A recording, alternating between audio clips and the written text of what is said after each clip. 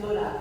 E hoje, para enfeitar, eu coloquei um encharpezinho azulzinho, tá? Então, nós hoje temos uma aula muito especial, viu, gente?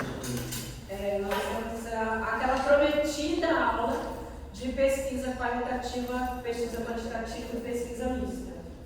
Sendo que como teria que ter sido depois dos paradigmas, lembra? A gente deu aqueles paradigmas e antes dos tipos de pesquisa. Porque aí vem numa sequência. Primeiro você escolhe o paradigma, depois você escolhe os métodos de pesquisa. Né? Então hoje nós vamos recuperar uma aula que tem ter sido a quarta aula, a quinta aula. Mas eu fiz questão de ter uma presença de alguém que entende mais de pesquisa qualitativa do que eu. Então, o quantitativo, que eu trouxe o professor Arnaldino Pinheiro Silva, que é professor de matemática. Se eu podia se apresentar. Bom dia, gente. Vou começar com a minha auto-descrição. Sou um homem de pele clara, cabelos grisalhos bem curtinhos, que estão escondidos embaixo de uma boina, que Gustavo gosta muito de usar. Uma boina que ela é verdeada, né? Um verde cinzentado. Estou usando barba, estou aqui com a camisa manga comprida, uma camisa preta, do tipo suéter, calça verde escuro e sapatos também um verde, mas esse verde é cinzentado. Não, usa verde, sério? Então vamos postar o Ele é sapatente, você está dando eu falei essa aula então, tá? As cores primárias para mim é melhor descrever do que essas. Eu acho que são bem mais secundárias aqui, né? Gente, é um prazer muito grande estar aqui, tá? Sou professor aqui da UFRB, trabalho com a educação do campo na licenciatura, também atuo no programa PGCID, aqui no CETENS. Então agradeço o convite da professora Carmen Lúcia para discutir um assunto e, em tese, ela está dizendo que talvez a gente saiba melhor, mas acho que a ideia aqui mesmo é fazer um diálogo muito da própria experiência com aquilo que vocês também já fazem, tá? Está aqui mesmo para conversar, para tentar compartilhar ideias e sairmos compreendendo um pouco mais sobre aquilo que não é simples, não é trivial, quem tem a pesquisa qualitativa, quantitativa e a pesquisa mista. Né? Então, é muito lugar que a gente se coloca e é um prazer muito grande estar aqui com vocês mais uma vez. Então, a gente preparou 52 slides, nós somos muito simples. Vamos ficar até amanhã, fazer o quê? 52 slides. E o professor Ronaldo insistiu que eu colocasse o fundo preto, por causa da questão da visibilidade. Eu expliquei para ele que aqui é difícil, de qualquer maneira, porque a gente tem uma dificuldade de qualidade aqui na exposição, mas o nosso slide é o de sempre. Nós temos em cima os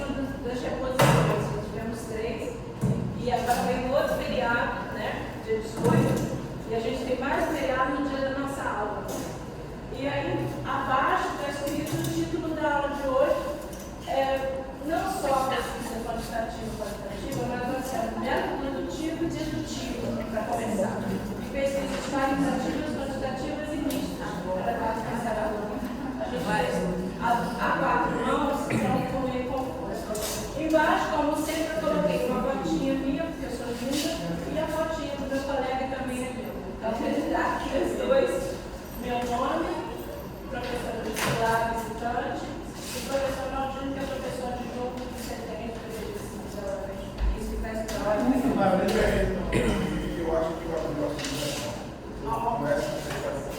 A gente sempre faz isso, Deixa eu só. eu sempre amo aquilo errado, falo o que é errado. A última.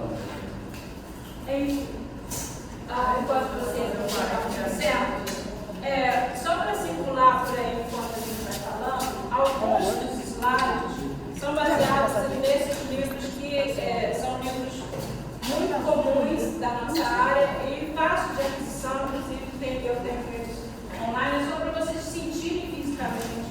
Eu gosto, não sei se vocês gostam também, de sentir o livro fisicamente. Enfim, esse é praticamente uma bíblia da pesquisa qualitativa, do mundo Flickr, um alemão, que já veio para cima algumas vezes, e é um livro bastante explicativo, que vai te dando tipo uma aula, né? E esse daqui também está traduzido em português, é a pesquisa qualitativa do início ao fim. Esse está em inglês, mas ele tem traduzido em português, eu coloquei nas referências. Também, como o próprio nome está sugerindo, bom dia, é do pesquisa qualitativa do início ao fim. Né? Quem sabe a gente consegue aprender e ir até o fim, porque eu até hoje não consegui. E esse é um livro que eu realmente não sou muito fã, mas os alunos, quando trabalham com imagem, usam muito ele. É do Gaskell. E tem algumas sugestões de como usar vídeo, imagem. Como vocês trabalham com muita imagem, né? Eu queria que vocês dessem uma olhada e é fácil de aquisição também. Por que eu estou dando isso? Como eu falei, nós tivemos Oi, Paulo. Nós só demos 4 livros, 4 referências. E a cada aula eu ia provendo vocês com algumas coisas. Eu parei de colocar no Siga, porque eu achei que o aluno que não foi à aula, que não assistiu a explicação, ia achar que eu era obrigatório ver aquele material. Mas eu tenho tudo isso impresso e digital. Tá? Então, por que a gente vai começar do método indutivo e dedutivo? Porque é a base de tudo. Depois dos paradigmas, nós temos que decidir se nós vamos usar o método indutivo ou dedutivo para daí a gente escolher a pesquisa qualitativa ou quantitativa, ou as duas. Né? E aí eu comecei pelo método indutivo, porque eu acho que, quer dizer, uma decisão conjunta. Né? Vocês têm nós temos que entender o que é o método indutivo e o que é o método dedutivo. E aí eu pergunto para vocês, qual é a ideia que vocês têm do que é o método indutivo? Raquel, eu postei aqui um slide agora sem imagem, somente com o fundo preto, escrito método indutivo e dedutivo na pesquisa de educação, compreender os modos de pensar, que seria o objetivo da aula de hoje, e investigar é essencial para transformar a prática educativa. Essa apresentação exploraremos no método indutivo e dedutivo, seus criadores, aplicações e impacto no raciocínio humano e na formação docente, porque todo o material que nós preparamos são voltados para a educação. Então, voltando à pergunta, o que para vocês é o método? Bom dia, José. José é madrugador, a gente só conversa depois de meia-noite.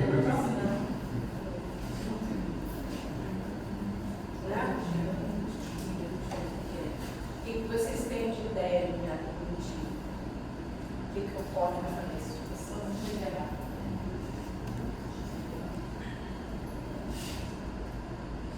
Não fique com vergonha, é só um professor. Aprender a mexer aqui com você. Nada? Vai dar uma, vai começar. Aquele negócio falou. A Paloma que é faladeira, isso, mas ela começa, depois o pessoal entende.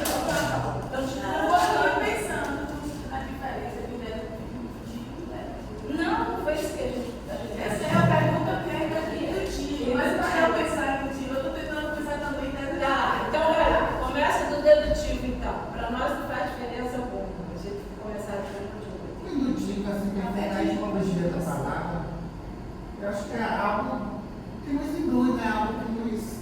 Né? O que é que, nesse aspecto de pesquisa, o que é que nos induziu aqui? Né? Qual foi o trajeto, o caminho, sei lá.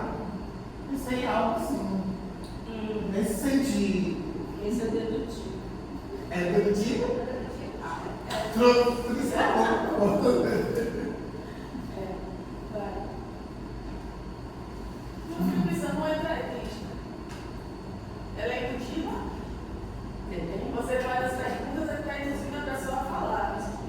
Você direciona o que você quer Também saber. você está deduzindo que ela vai falar. Entendi. Sim, quando eu penso na pergunta, eu penso, ela vai responder. Eu estou deduzindo. Mas a minha ação com ela é intuitiva? É dedutiva, é de trabalho. Então, pré-crítica. Vamos lá, Bora, é o gente. contrário do dedutivo. Na indutiva há referência do que usa, de alguma maneira, ao resultado que o pesquisador espera? A inferência. Inferência, isso. Eu entendi inferência. É isso. É a inferência inicial que você tem sobre. Traduzindo assim, em linguagem popular, seria aquele feeling, aquele sentimento, aquela sensação, aquela que eu chamo de soco na boca do estômago, né? Aquela coisa assim, que isso? Indutivamente, aquela coisa que vem de dentro para fora, que está lá e que você não consegue observar. É aquela coisa que vem de dentro. E dedutivo é o que vem de fora. Pelo menos assim, bem grosseiramente falando. Né? E quem foi que inventou esses dois métodos? Olha que homem bonito, a roupa dele. Se fosse argentino, a gente não teria problema, né? Bem, aí eu estou postando a fotografia do Francis Bacon, que nasceu em 1561 e morreu em 1626, do lado direito.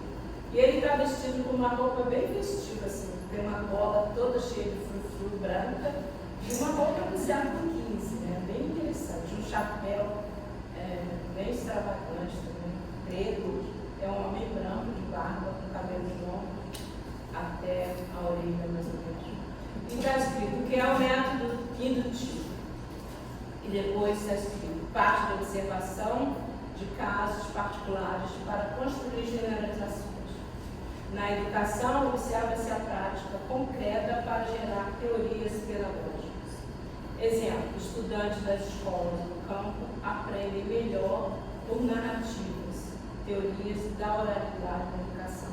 E o criador desse método foi o Francis Bacon. Então, quando a gente fala do Bacon, a gente lembra logo do presunto, do hambúrguer. Então, toda vez que você lembra do Bacon, você lembra do método indutivo, que é mais fácil de fazer uma analogia, tá? Bem mais fácil. Né? E aí nós temos, então, uma ideia, não é uma definição, né? Mas uma definição. Por que é importante a gente definir primeiro o método indutivo para depois chegar na pesquisa quantitativa e qualitativa?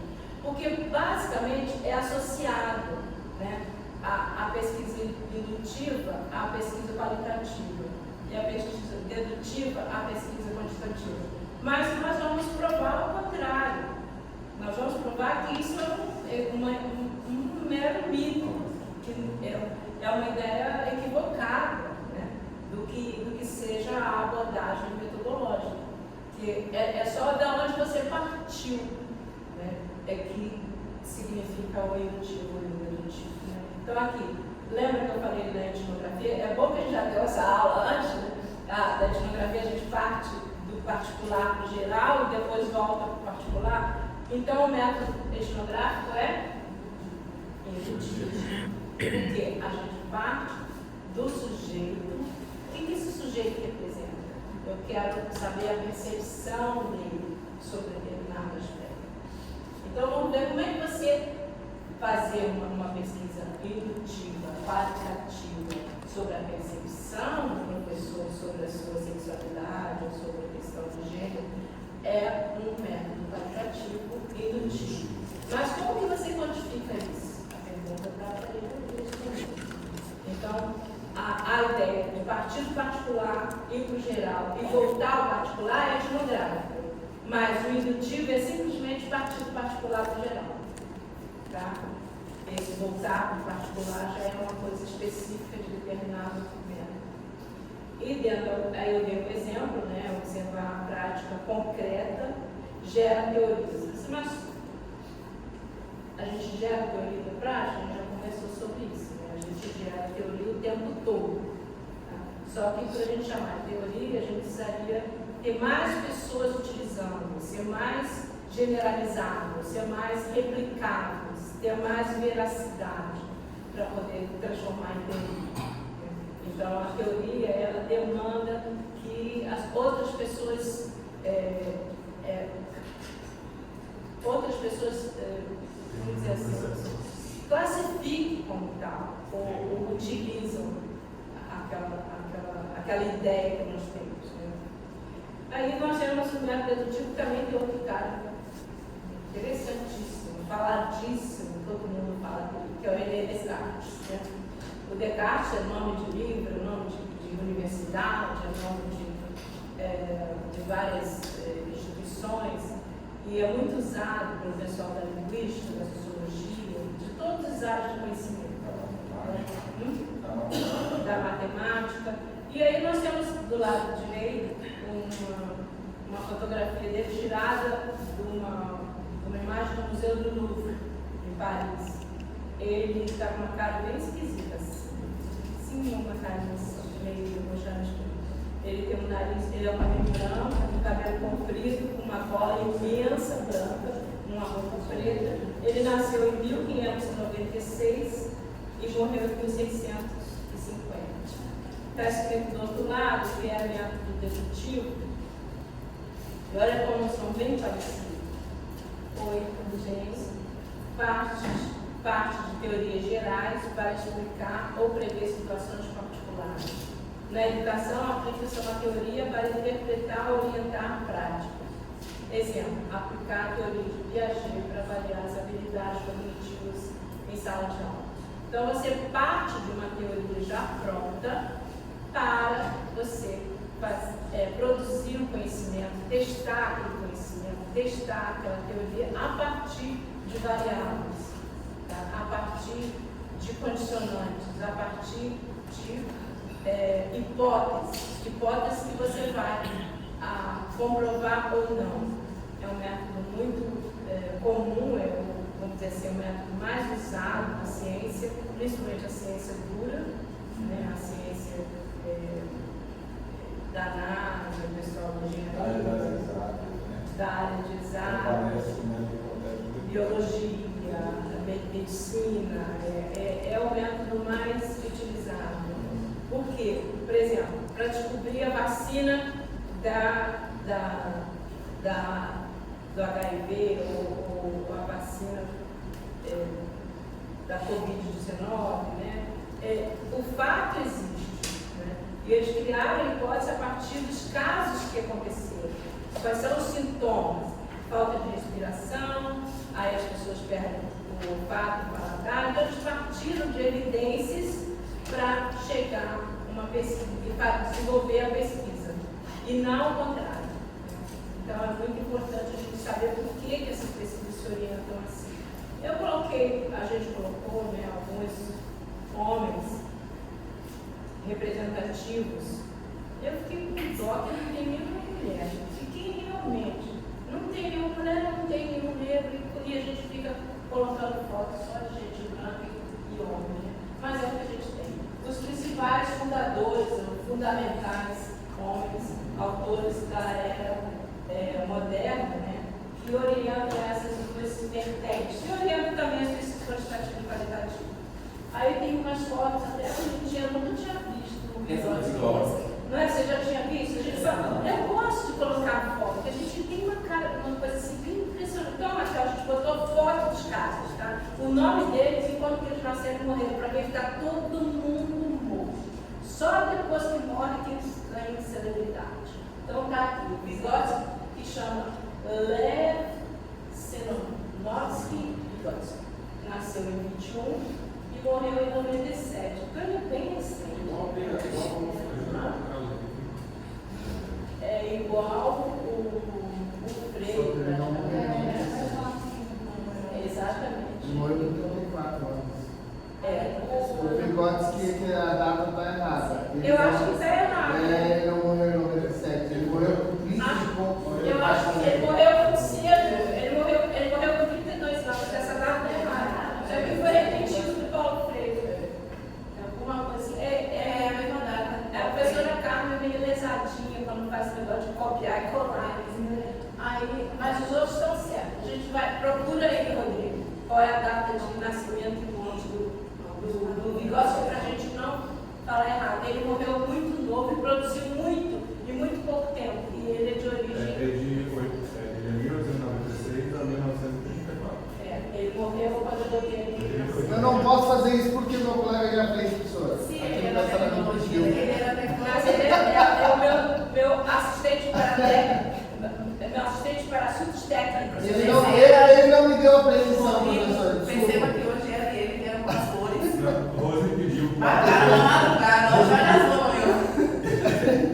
Você está fazendo carro para ela também? Não. Ela a gente faz carro para celebridade. Eu fiz um carro para fotografia bonitinho da Mega. Assim, eles são com as flores, as mesmas Passei para Mega Par. Faz tudo de novo, que eu não quero essa foto, muito menos esse tipo. Aí eu já tinha colocado no ar, já tinha colocado no Cicla, já tinha pedido para certificar. Tive que fazer tudo de novo, uma Mega estrela. Mas a Mega assim, ela sempre gosta do contrário que a gente faz. Mas foi ela que fez o título inicial. E a foto eu peguei na internet, né? Voltando à descrição do slide, nós temos um cara que a gente chama de Piaget, mas não sabe o nome dele. Você sabe que é Jean Piaget. Ele é suíço, mas o nome dele é Jean William Fritz Piaget. E eu acho que a data está certa. Agora, se você vê como é que é um erro. Quando você erra uma vez, o resto fica tudo estragado. Porque você não confia mais no que está ali. Mas deve ser essa data, assim, 1896 a 1980. É isso aí.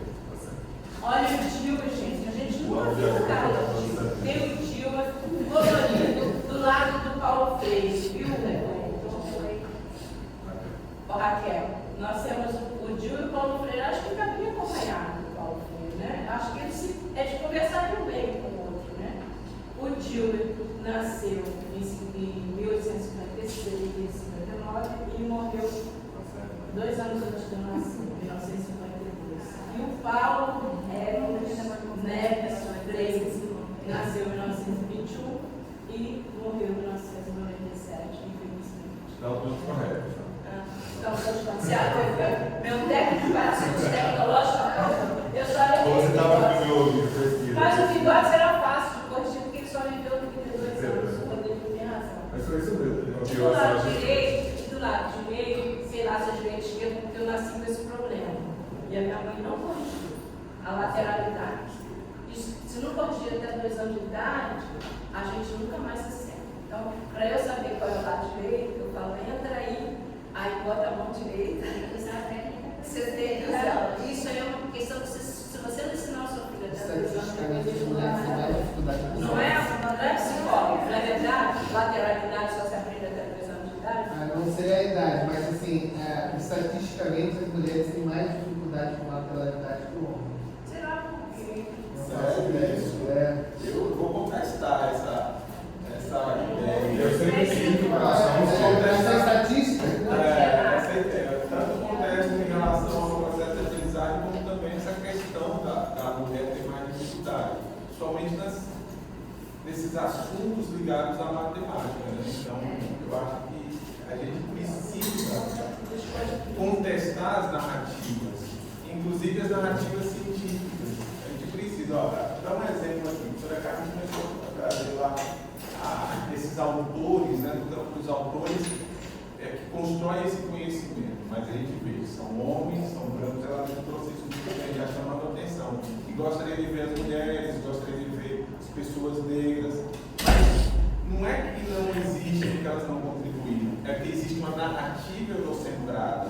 Existe uma narrativa que é excludente. No caso do conhecimento. Poderia ter tranquilamente uma história. No caso do conhecimento matemático, por exemplo, o continente africano, as comunidades comunidades africanas são propulsoras no conhecimento de muito assunto, de muito conteúdo, de muita coisa que ganha o nome, por exemplo, de Pitágoras. A ideia do teorema de Pitágoras, por exemplo, a ideia há muito tempo.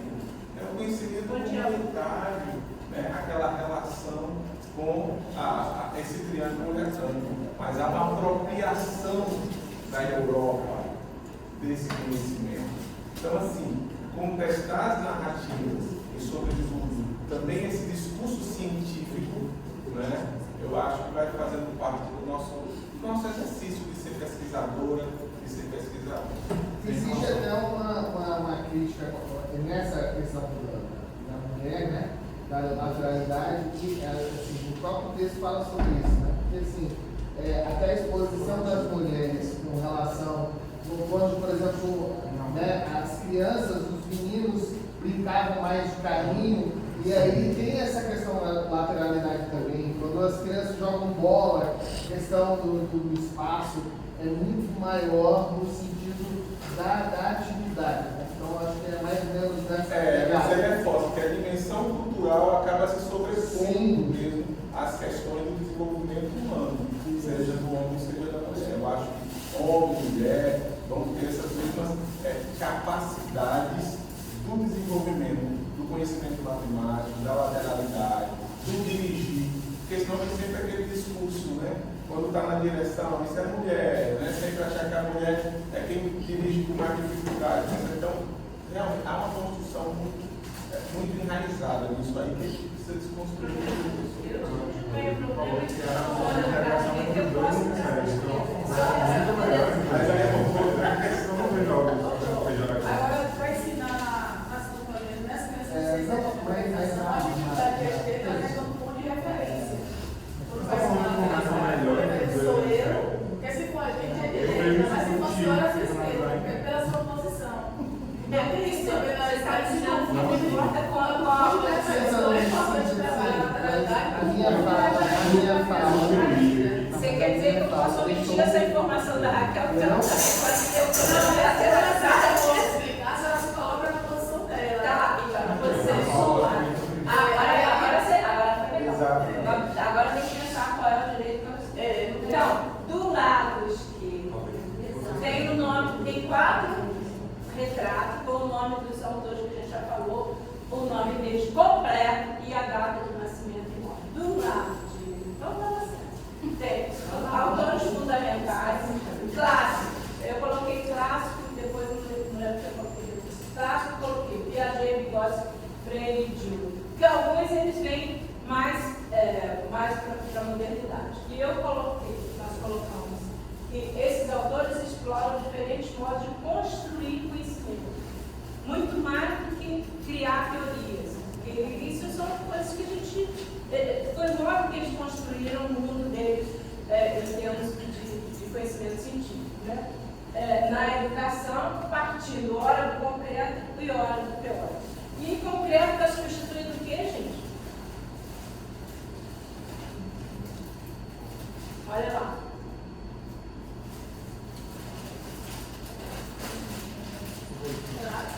Na prática. A gente usa muito prática. A gente colocou concreto porque são palavras dos próprios autores. E nessa época se usava concreto em vez de prática. Porque prática já era uma coisa assim ligada a artesanato, a pessoa que fazia muita roupa, costura, construção, pães. Então era uma coisa muito da prática cotidiana, no sentido não era coisa científica a prática. Então não podia usar a prática, usava concreto. Tá? E o próximo grupo que eu coloquei são os grupos 2 contemporâneos. Veja bem, eu coloquei porque na hora de colocar fui eu, mas nós discutimos e tiramos alguns e botamos outros, porque professor nós discutimos isso. E quem é que realmente fazia sentido para a nossa leitura de mundo, né? E é muito importante, porque uma coisa eu gosto de falar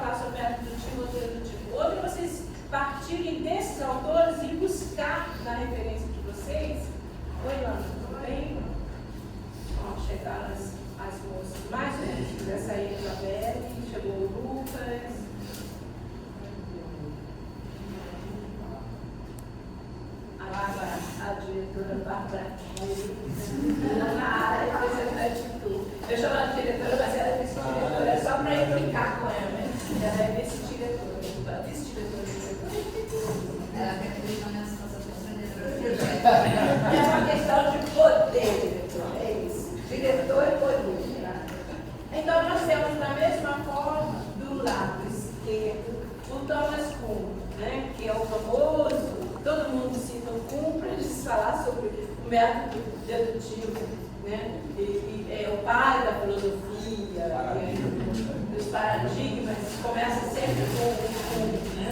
Eu achava que ele está bem charmoso, ele é um homem meio calmo, da forma que assim, está todo bem arrumadinho, com óculos escuro, com um sorriso meio maroto, tem um belo do nariz. Então, ele chama Thomas Kuhn, nasceu em 1922 e morreu em 1995.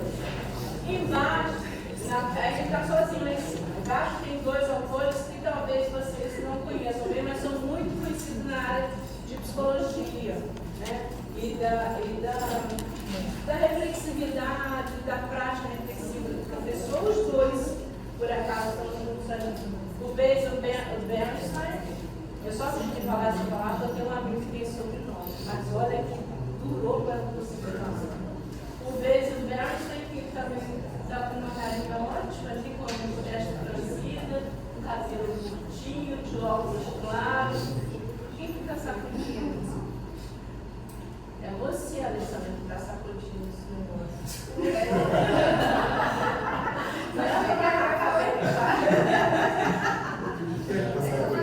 Ele nasceu em 1924 e morreu recentemente, né? 20 anos atrás. Ele é basilar para a questão dos jogos. Quem trabalha com jogos de construção de conhecimento, o Basil Bernstein, ele dá um show nessa área, tá? A questão da afetividade dos jogos, como que explica muito hoje em dia o vício das crianças pela tela. Então, se vocês quiserem passar por esse caminho, vocês vão dar uma olhada e vocês vão encontrar. Claro que ele não viveu para ver isso dessa forma tão evidente como está acontecendo hoje. E o Donald Schoen, como a gente está vendo, é um cara engraçado, né? É um cara legal, você gosta, esse cara tem um sorriso maravilhoso. Ele está de terno, né? Um cabelo meio assim, parece o cabelo daquele rapaz do canal de Globo News, que está sempre com o cabelo de braço. O Guga. Parece o cabelo do Guga. Ele também tem um belo nariz, uma boca, um sorriso bonito, e está observando, né, conversando com a gente. Ele nasceu em 1930 e morreu em 1997. O Schoen, ele é responsável pelo início da discussão no professor reflexivo. Tá? Ele tem um livro, depois eu vou falar as frases, aliás, vou falar agora, as frases que eles são responsáveis, que você já deve ter lido ou ouvido em muitas, principalmente nessas frases que eles mandam para a gente durante o dia, assim, né? Francis Bacon. Aqui eu coloquei o nome dos autores novamente a data de nascimento, de morte, e uma frase famosa que todo mundo conhece. Tá? Do Bacon, a gente tem, deu até vontade de comer um churrasquinho com bacon. Verdadeiro método não ignora nada, não despreza coisa alguma, tudo deve ser observado, tudo examinado, tudo reunido. Esse daí era o verdadeiro psicótico na coisa da perfeição, né? Olha lá, ele quer tudo no lugar e quer investigar tudo o tempo todo, né? O método, ele não pode ignorar nada, como se a gente pudesse ser capaz de abarcar todo o conhecimento do mundo, né? Isso dito nessa época, então. Nessa época, sem internet, né? Que tensionamento que esse camarada criou. Não, o ego deste tamanho, consegue ter um ego maior que o meu. O René Descartes agora. Esse é famoso. Se ele não tivesse roubado essa frase lá dos gregos, eu até acharia que era dele. Penso e logo existe. A síntese da fenomenologia. É a síntese. Eu penso logo existe. Tem gente que existe e não pensa. Tem gente que existe e não pensa muito.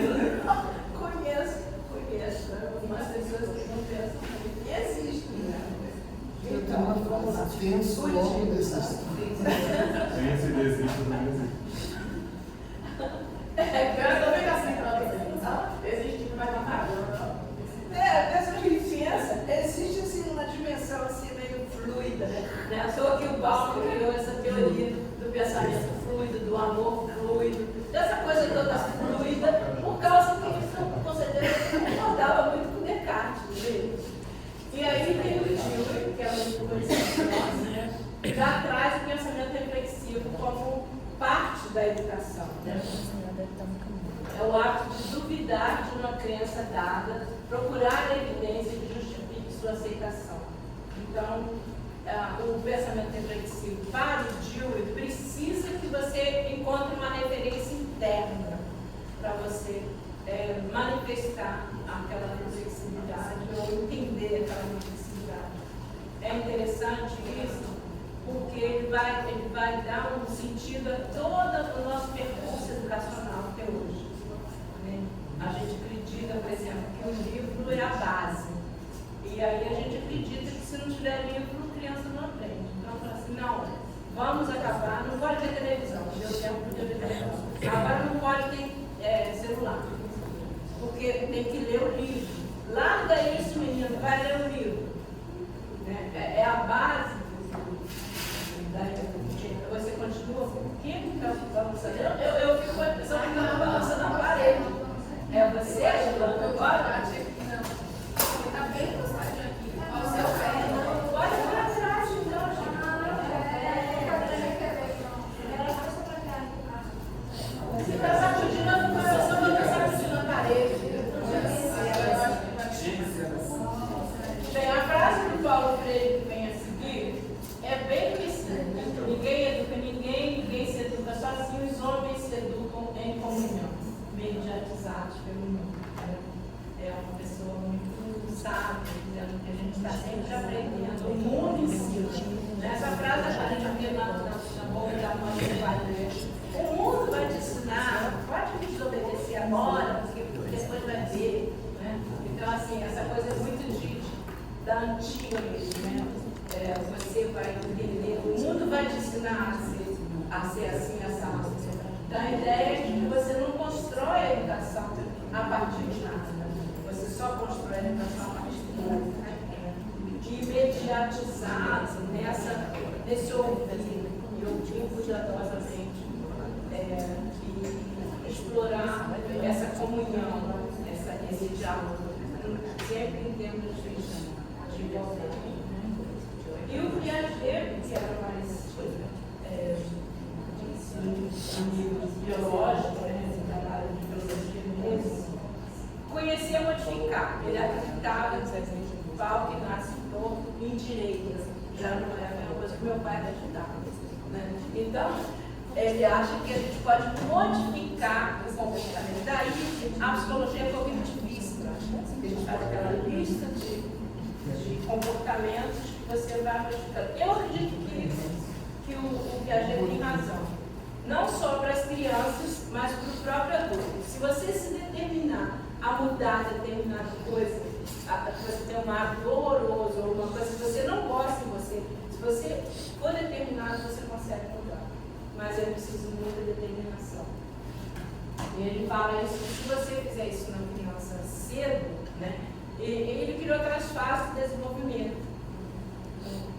O pré-concreto e o abstrato. Só que o que me incomoda em Piaget é quando ele coloca o nível de abstração a partir da adolescência, me incomoda um pouco, porque e a criança de 3 anos que fica pensando coisas que a gente nem imaginou que ela pensava e manifesta esse pensamento e questiona, mas por que, papai? Por que, papai? Por que, papai?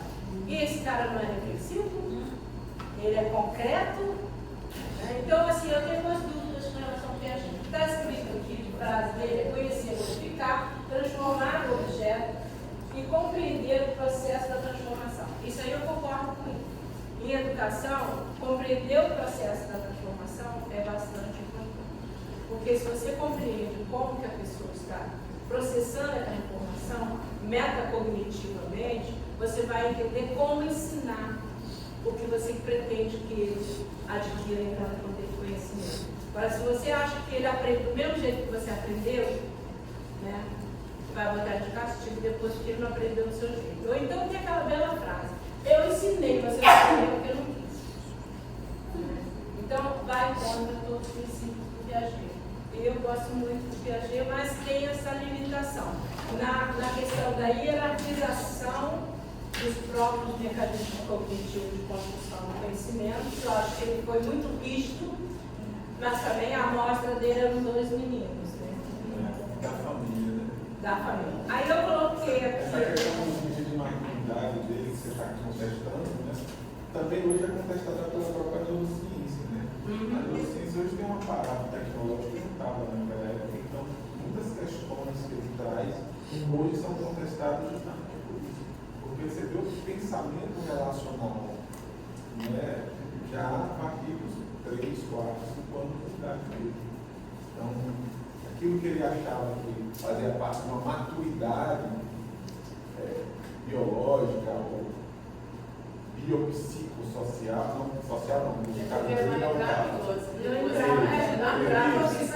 Exatamente. No biopsico, no caso, hoje é bem contestado justamente essa hierarquização, né, da maturidade. Aí, esse slide apresenta só as referências mais importantes desses, e se tem ou não em português, tá? Não vou ler porque não adianta a gente ler, porque tem vários livros conhecidos, Pedagogia da Autonomia, Pedagogia do Oprimido, não há necessidade de a gente ler o conhecimento. Aí nós passamos para um outro slide, que é como funcionam na mente humana esse processo de indução e dedução. Tá? Na mente humana, o processo de indução está escrito: mente coleta dados, percebe padrões e formula generalizações. Dedução: mente parte de ideias prévias e aplica lógica para interpretar os dados. Quando é híbrido, né, ambos operam de forma complementar do raciocínio científico e pedagógico. Então, nós temos uma diferenciação de como a mente processa nas 2 formas de indução e de dedução. E os desafios, que é o próximo slide, que fala sobre os desafios do método indutivo, continua do mesmo jeito, viu, Raquel? O fundo é preto e as letras são brancas. Indutivo. Alunos constroem teorias sobre sua aprendizagem com base em diários reflexivos. Existe toda uma contestação que se aluno constrói teoria. Tá? Mas o professor vai dar uma demonstração de como eles constroem teoria a partir do trabalho que ele fez com rasuras que alunos fazem em matemática. E dedutivo seria a aplicação crítica das teorias clássicas em contextos inovadores. A gente pega uma teoria e tem que enquadrar aquilo que está pesquisando na teoria. Chegou agora a candidata a vereadora da cidade de Feira de Santana. Tem que ser notada. Ela é nossa devagar, mas daqui a pouco ela está discutindo. Se me defender, Ela está fazendo campanha para ser vereadora. É mesmo? Tá? Não. Tá toda molhada hoje. Tomei um banhozinho ali agora. Achou desse nome? Tava muito forte. De modo, tô toda molhada, gente. Toda molhada. É bom Eu pra ia fazer uma proposição, mas não vou fazer, porque vai ser muito. Mas eu vou dar uma de jeito, dela, se ficar com calça. melhor. Então, híbrida. Olha só que legal. Pesquisação, observação teoria crítica e análise dos resultados. Então, a gente está caminhando sempre nessa ideia de que se a gente misturar as coisas, fica melhor, né? A ideia aqui que o desafio é você juntar as 2 ideias, a dedutiva e a indutiva. E nós colocamos um quadro que está até meio difícil de ler, né? Que tem muitos dados, do lado esquerdo está escrito comparação entre os métodos e autores. Eu vou colocar online, não precisa, mas você pode. Você quer ler ler para mim, Cristiano? Por favor. Na tabela tem do lado esquerdo critério, na coluna do meio, método dedutivo, na coluna da direita, método dedutivo.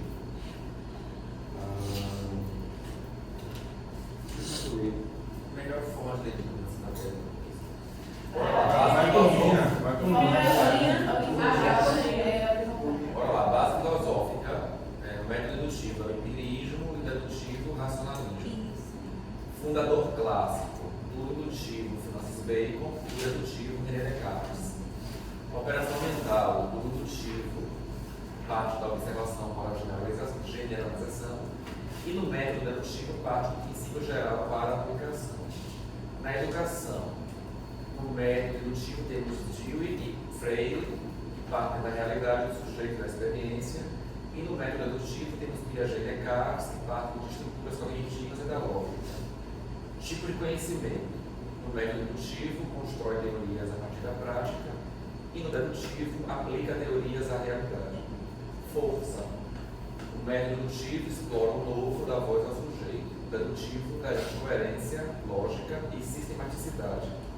Limite. Método dedutivo, risco de subjetividade ou fragmentação. E o método dedutivo, limite, risco de abstração escolar da prática.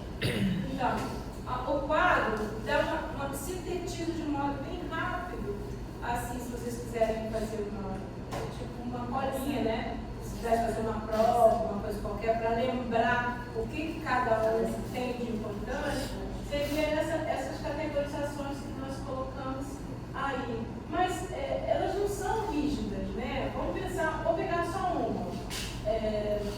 Aquela ali, tipo de conhecimento. Constrói teorias a partir da prática, no método dedutivo. Mas a gente pode construir teoria a partir da prática pelo método dedutivo também. Né? Então, da mesma forma que a gente aplica teorias à realidade, não necessariamente o método dedutivo se priva desse tipo de mecanismo. Então, assim, existe, se você for procurar nos livros, como o professor está falando, existe uma narrativa construída para sistematizar de uma forma fixa, né? O estruturalismo, o existencialismo, e assim, você tem uma pergunta? Eu gostaria de um exemplo, porque eu estou um pouco confusa com essa do método dedutivo de formular generalizações. Eu não consegui. O que seria essa formulação de generalização? Uma pesquisa, por exemplo. Uma pesquisa. Quer dar um exemplo? Estou pensando em um bem acessível no campo da educação, né? Eu acho que seria mais interessante. As pessoas vão aprender matemática porque os pais reforçam que seria uma generalização. É porque essa generalização, ela, na verdade, ela precisa ter toda uma base, né? Então você vai pegar um caso particular que você está estudando. Deixa eu ver se eu consegui fazer isso numa pesquisa que eu fiz, que acaba sendo muito particularizada. Né? Você parte de um caso específico, que você está olhando uma categoria teórica, ou está olhando um fenômeno, um acontecimento, porque aquele aluno está com, aquele grupo de alunos está com dificuldade na aprendizagem de operações como matemática, por exemplo. Né? Então você acaba levantando um conjunto de elementos que te mostram isso, né? Seja por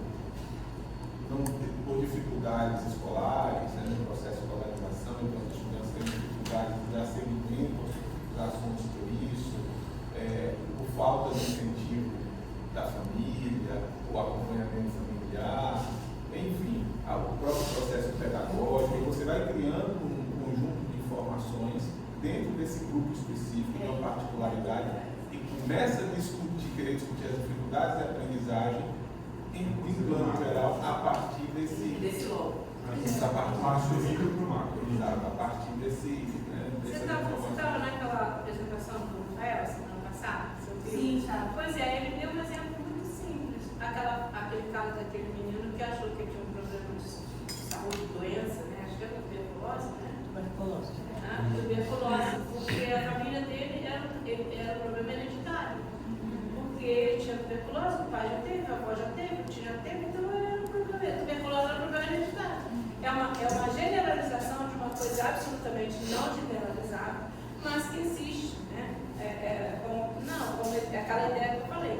Eu não podia estudar o fracasso escolar a partir da fenomenologia, que era assim, o divisor entre o positivismo, o pós-positivismo e o início do empirismo, da fenomenologia, porque se existia fracasso no mundo, então existia um menino fracassado, porque eu não podia reduzir aquele menino ao fracasso. Então, assim, a generalização é basicamente isso. Existe maldade, então deixa ele ser mal. Né? Ele é bom por natureza.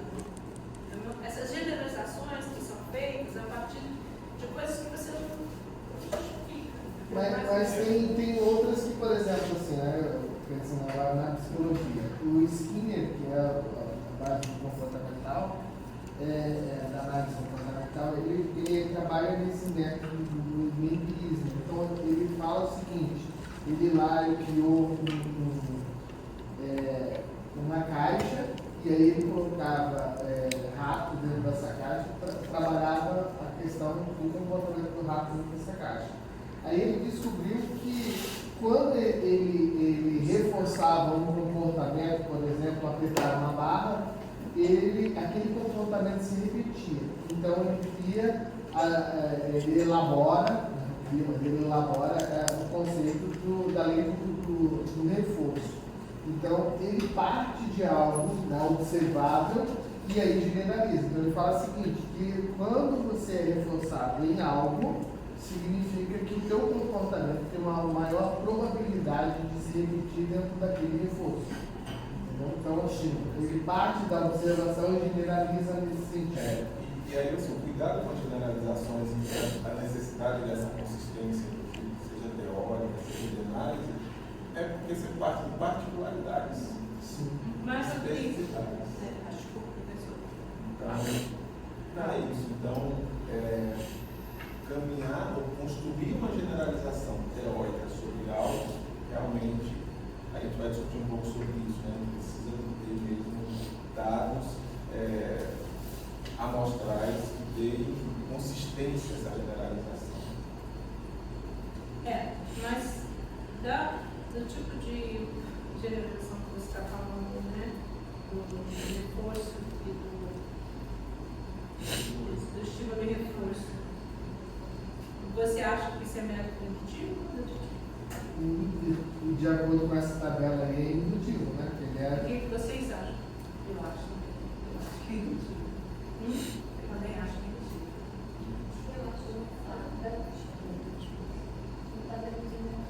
Porque o dia certo, a pessoa criar a finalização, a generalização. Dedutivo de fora.